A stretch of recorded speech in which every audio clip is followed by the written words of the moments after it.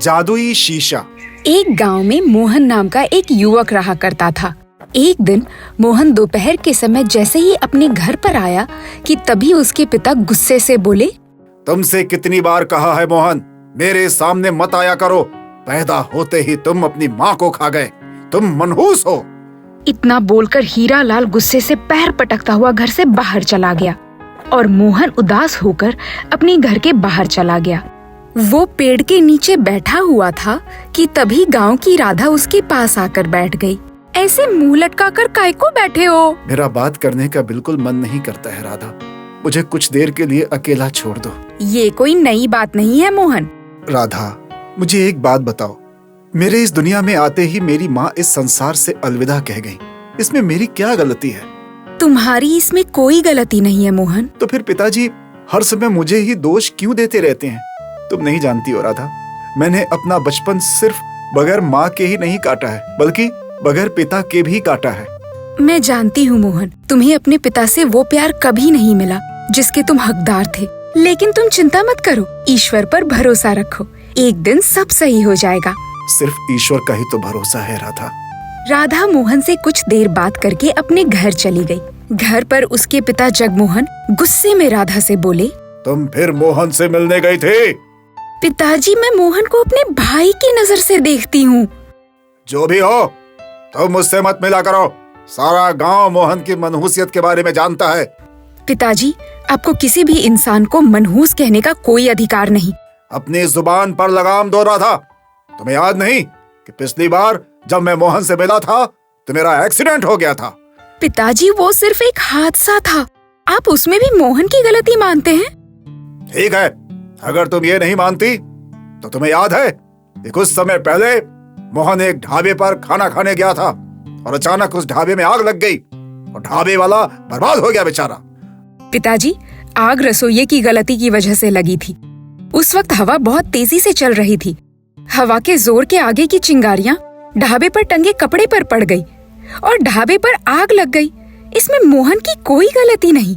राधा, तुम मोहन से नहीं मिलोगी। रे, उसे तो उसका पिता भी अपना बेटा नहीं मानता। इतना बोलकर जगमोहन वहाँ से चला गया। अगले दिन राधा मोहन से मिलने उसी पेड़ के पास चली गई। पिताजी तुमसे मिलने को मना कर रहे हैं मोहन। जानता हूँ राधा, मैं तुमसे इसी बारे में बात करने वाला था राधा। इस गांव में सिर्फ तुम ही हो जो एक बहन की तरह मेरा ख्याल रखती हो। आखिर पिताजी को समस्या क्या है? जमींदार अपने बेटे रतन के लिए तुम्हारा हाथ तुम्हारे पिता से मांग चुका है। वो तुम्हें अपने घर की बहू बनाना चाहता है और तुम्हारे पिताजी नहीं चाहते कि मेरी मनहूसियत का साया तुम्हारे वैवाहिक जीवन पर पड़े। लेकिन जहाँ तक मैं जानती हूँ, जमींदार अपनी बेटी काजल का विवाह मेरे भैया से करना चाहता है, जो कि विदेश में रहते हैं।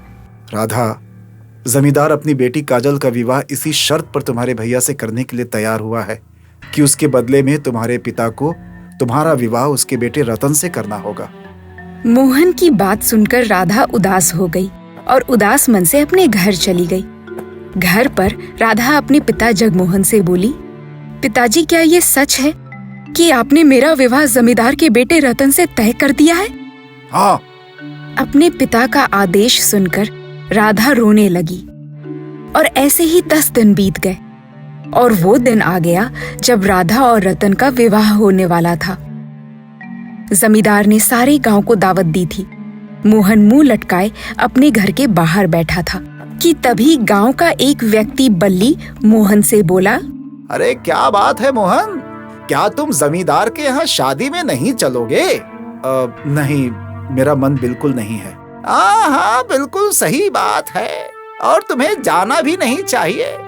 कहीं ऐसा ना हो कि तुम्हारे पैर जैसे ही वहाँ पड़े वहाँ कुछ अपशकुन हो जाए। बल्ली की बात सुनकर मोहन क्रोधित होकर बोला, बस बहुत हो गया बल्ली। बचपन से लेकर आज तक मैं ये सुन सुनकर तंग आ चुका हूँ। अब तो मैं जमींदार के फंक्शन में जरूर जाऊंगा। मोहन तैयार होकर उदास मन से जमींदार के फंक्शन में पहुँच गया। उसे गए हुए कुछ ही देर हुए थे कि तभी फंक्शन में हंगामा हो गया। मोहन एक व्यक्ति से बोला, अरे भाई, क्या हुआ? सब कुछ ठीक तो है? अरे मोहन, तुम्हें यहाँ नहीं आना चाहिए था। अरे तुम्हारे आने से पहले सब कुछ सही था। अरे देखो, तुम जैसे ही यहाँ पर आए शोर मचने लगा। तभी जमींदार क्रोधित होकर वहाँ पर आकर मोहन से बोला, मेरी बेटी के गहने चोरी हो गए हैं। तो आप मुझसे क्यों कह रहे हैं? अरे सारा गांव जानता है कि तुम मनहूस हो। यहाँ तक कि तुम्हारे पिता भी तुम्हें मनहूस कहते हैं। लेकिन तुम मनहूस के साथ साथ चोर भी बन जाओगे, ये मैंने नहीं सोचा था। अब मेरी बात का विश्वास कीजिए जमींदार साहब, मैं भला गहनों की चोरी क्यों करूंगा? सीधी तरह से बता दे कि गहने कहाँ हैं। तभी मोहन के पिता वहाँ पर आ गए। मोहन अपने पिता की ओर देखकर बोला, पिताजी, आप इन्हें समझाते क्यों नहीं? ये मेरे ऊपर चोरी का आरोप लगा रहे हैं। अगर जमींदार साहब को तुम पर शक है तो हो सकता है कि तुमने चोरी की हो। जमींदार लोगों की ओर देखते हुए बोला, अरे देखते क्या हो, मारो इसको।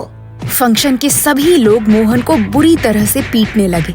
जमींदार मोहन की तरफ देखकर बोला, आइंदा अगर गांव के आसपास भी दिखा तो याद रखना, मुझसे बुरा कोई नहीं होगा।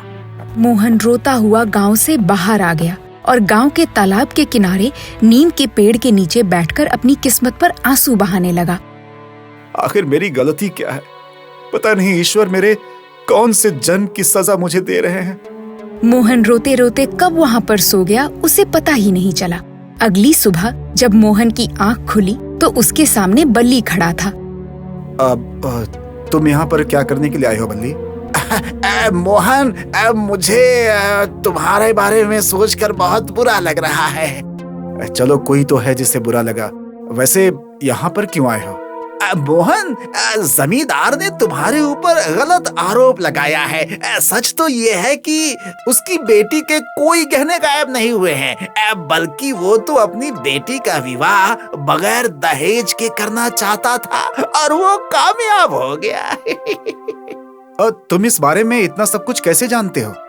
क्योंकि कल रात जमींदार के कहने पर ही मैं तुम्हें उकसाने के लिए गया था और मेरे उकसाने पर तुम क्रोधित हो गए और जमींदार के घर चले आए। इतना कहकर बल्ली वहाँ से चला गया। उसके जाते ही अचानक मोहन की नजर तालाब के किनारे पड़े एक छोटे से टूटे हुए शीशे पर पड़ी। ये शीशा तो देखने में बहुत ही प्राचीन मालूम पड़ रहा है। इतना बोलकर मोहन ने उस आईने को उठा लिया। अचानक मोहन के दिल में एक ख्याल आया, इस शीशे में अपने चेहरे को देखता हूँ। कल रात लोगों ने मुझे बहुत मारा है। मोहन उस छोटे से शीशे में अपने चेहरे को देखने लगा। उसने देखा कि उसके होठों पर खून जमा हुआ था। तभी एक व्यक्ति जो वहाँ से गुजर रहा था मोहन से बोला, अरे रे रे रे, तुम्हारे चेहरे पर तो अच्छी खासी चोट लगी है। अरे तुम्हें तो डॉक्टर को दिखाना चाहिए। मैं भी इसी शीशे में अपने चेहरे को देख रहा था। ये शीशा देखने में तो बड़ा ही प्राचीन मालूम पड़ रहा है। क्या तुम एक नजर इसे मुझे दिखा सकते हो? मोहन ने अपना हाथ जिसमें वो शीशा पकड़ा था उस व्यक्ति के सामने कर दिया। अरे वाह, ये शीशा तो वाकई बहुत पुराना है। ना कहकर वो व्यक्ति वहाँ से चला गया। अचानक मोहन को अपने अंदर एक अजीब सा बदलाव महसूस होने लगा। मोहन की नजर जैसे ही तालाब पर पड़ी तो उसका चेहरा उसी व्यक्ति में परिवर्तित हो चुका था। इसका मतलब ये जादुई शीशा है। मेरा चेहरा तो हूबहू उसी व्यक्ति में परिवर्तित हो गया जो कुछ देर पहले मेरे सामने खड़ा था। अचानक मोहन के दिमाग में रात की घटना दौड़ पड़ी। गांव वालों ने बचपन से लेकर आज तक मुझे बहुत अपमानित किया है। कल भी मेरी बात का किसी ने विश्वास नहीं किया, यहाँ तक कि मेरे पिता ने भी नहीं। मैं अब इस गांव को बर्बाद कर दूंगा। ना बोलकर मोहन सीधा जमींदार के घर पर चला गया और उसी जादुई शीशे की मदद से जमींदार के ही रूप में परिवर्तित होकर सीधे उसके पत्नी के पास जाकर बोला, तिजोरियों की चाबी जल्दी से मुझे ला करके दो।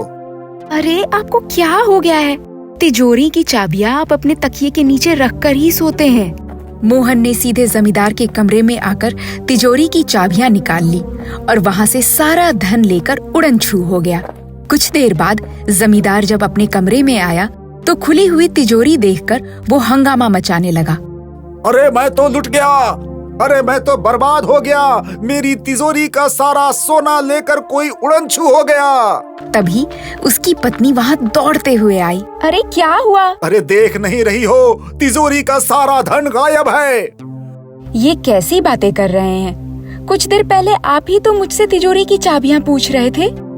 अरे पागल हो गई हो क्या? उस दिन के बाद गांव में ऐसी चोरियां होने लगी। मोहन जिस किसी के घर भी चोरी करता, वो उसी का रूप धारण करके उसके घर पर पहुंच जाता और सारा धन लेकर उड़नछू हो जाता और एक जंगल में बनी झोपड़ी में उस धन को रख देता। मैंने गांव का कोई ऐसा घर नहीं छोड़ा जहां से मैंने धन न चुराया हो, लेकिन अब मैं धन के साथ साथ उनके घर का भोजन, उनके खेतों में लहलहाती हुई फसलें सब चुरा लूंगा। गांव के एक एक व्यक्ति को भूख से तड़पने के लिए मजबूर कर दूंगा।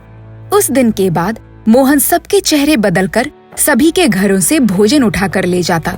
उसने गांव के सारे खेतों के फसलों को भी चुरा लिया।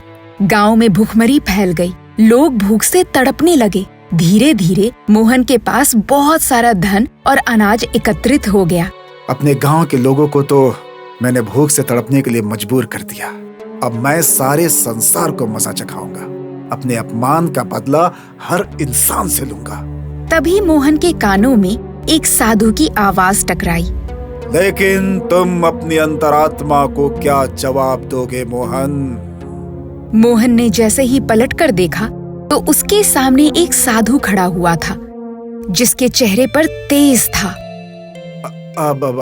आप कौन हैं? सवाल ये नहीं है कि मैं कौन हूँ, सवाल ये है मोहन कि तुम क्या थे और क्या हो गए। तुम्हारे हाथ में जो जादुई आईना है वो मेरा है। तुम्हें गांव में चोरियां नहीं करनी चाहिए थी तो क्या करता? बचपन से लेकर आज तक सारे गांव वाले मुझे अपमानित करते आए हैं और बदले में तुमने उन्हें क्या दिया? तुम भी उन्हीं के पद चिन्हों पर चल पड़े। तुम में और उनमें क्या फर्क रह गया? मोहन, बदला इंसान को अंदर से खोखला कर देता है। तुम्हें अगर गांव वालों का दिल जीतना ही है तो प्यार से जीतो। आप नहीं जानते साधु जी कि मेरे साथ क्या क्या हुआ है। मैं तुम्हारे बारे में सब कुछ जानता हूँ मोहन। तुम्हारे पिता अपनी पत्नी की मौत का जिम्मेदार तुम्हें मानते हैं, जो कि गलत है। तुम्हारे पिता की तुमसे नफरत करने की वजह से ही सारा गांव तुमसे नफरत करने लगा और तुम बदनाम हो गए। लेकिन मोहन, इतना सब कुछ हो जाने के बाद भी तुमने अपनी अच्छाई का दामन नहीं छोड़ा, तो फिर अब क्यों? जाओ, ये जो तुमने चुराया है गांव वालों को वापस कर दो और फिर इसका चमत्कार देखो। साधु की बात का मोहन के दिल पर न जाने क्या असर हुआ। मोहन सारा धन और अनाज लेकर गांव चला गया और सबको वापस कर दिया और जमींदार के सामने हाथ जोड़कर बोला, मुझे माफ कर दीजिए जमींदार साहब। बदला लेने की नीयत से ही मैंने ये सब कुछ किया था, लेकिन अब मेरी आंखें खुल गई हैं। मुझे चोरी करने का कोई अधिकार नहीं है। क्षमा तो मुझे तुमसे मांगनी चाहिए मोहन। एक तुम हो कि चोरी किया हुआ धन हमें वापस करने आए हो। तुम्हारी अंतरात्मा आज भी जिंदा है और एक मैं हूँ जिसने तुम्हारे ऊपर चोरी का आरोप लगाया।